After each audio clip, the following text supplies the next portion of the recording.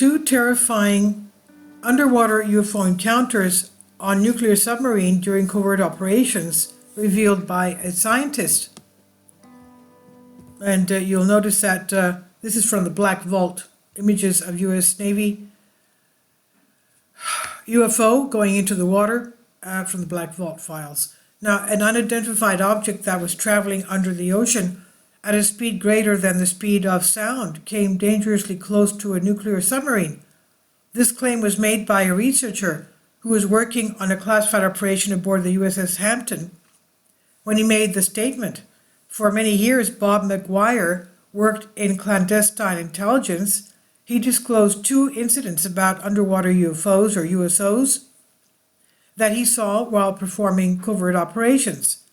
This claim was made several months after a video had been made public by the United States military, in which it appeared to show an unidentified flying object moving from the sky into the water in the year 2019. These are what we call transmedium craft. They go from the air to the sea, from one medium to the other. UFO researcher and former fighter pilot Chris Leto heard the story from Bob McGuire, who said that the submarine passed an incredible speed while going deep and fast in the late 1990s. McGuire stated that this encounter was corroborated by a member of the crew who was surprised by the speed of the unidentified submerged object, also known as a USO. He said, "We were underway and all of a sudden I hear the sound. It was really strange. It was moving so fast. I just could not believe it because this submarine is limited to the speed it can go by the incompressibility of the water in front of it. And this thing blew by us like we were standing still. I'm not going to throw anybody else under the bus here, but I guarantee you the following happened. A person with knowledge of onboard systems came out and said, 'Oh my God, that goddamn thing is going faster than the speed of sound underwater, but that's faster than the speed of sound in air.'" Robert McGuire is the founder of the technical advisor at Hawkeye 360. He serves as technical director of Federated Wireless, Inc. Dr. McGuire is the director of research for the Ted and Karen Hume Center for National Security and Technology and research professor in the Bradley Department of Electrical and Computer Engineering at Virginia Tech. And at Virginia Tech, he leads the overall execution of the center's research mission and leads the university's program and development efforts in national security applications of wireless and space systems. His area of expertise is in radio frequency communications and digital signal processing. McGuire had another USO encounter that took place on board the USS Blue Ridge LCC-19 in 2008 while it was in the midst of a violent typhoon. He said, "I wanted to look outside and see what I could see, and I was on the bridge, so I was right up there underneath the American flag looking out the windows, when I noticed that even though we were in a typhoon and it was raining like mad, there was no rain hitting the ship, and I'm going, what the heck?" And I looked out the window and I looked up and I could see a glow above us in the sky. It was not very bright, but I could see it, and whatever it was blocking off the rain from the entire ship stem to stern, he said. McGuire continued, "I believe it was on the port side, and the reason I say this is because I took a peek outside and I could do that because I was leeward. In other words, the winds were from behind me and the bulkhead of the ship were blocking the winds. So I could look up easily. So anyway, it suddenly grew brighter and took off straight up and the rain returned." Similar to McGuire's second encounter in 1991, USS Kirk FF-108 USO encounter took place off the west coast of South America. The witness stated that at the time he was the chief of operations and intelligence serving aboard the Knox-class escort destroyer USS Kirk FF-1087, and that they were part of a drug interdiction force consisting of the USS Kirk and 3 other Navy ships.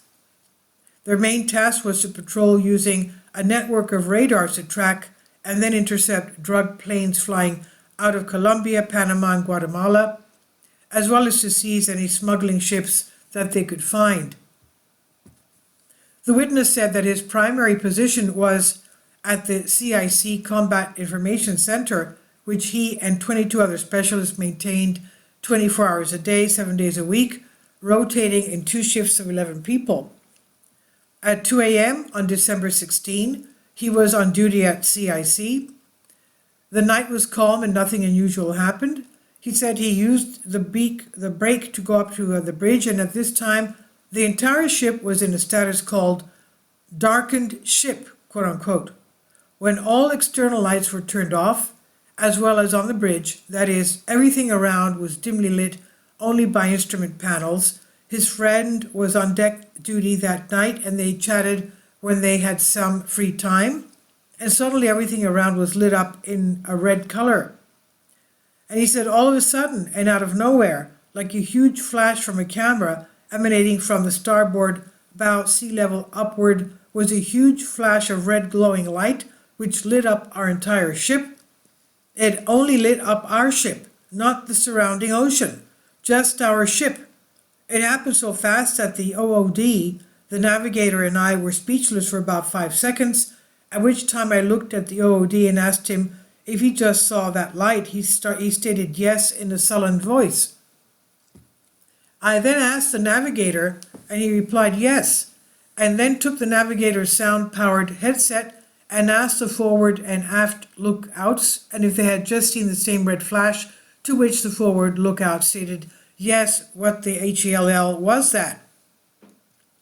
After lookout said yes as well, I then immediately contacted CIC and asked the CIC officer if we had any aircraft or surface ships in our vicinity, to which he replied clear as a whistle. I asked if we had any submarine activity in the area, to which he replied no. And at this point I looked at the OOD and asked him if we should wake up the captain, or as we would call him, the old man. The OOD sat there stunned for a minute, as I and everyone else. What had just happened did not make any sense.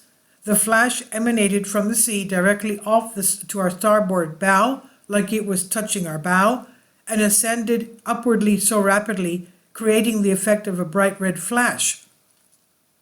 The other weird aspect of this event was that only our ship was lit up within the red flash, not the surrounding sea, but our vessel only. The OOD elected not to wake the captain, and the entire incident was logged in our ship's log as an unexplained phenomenon.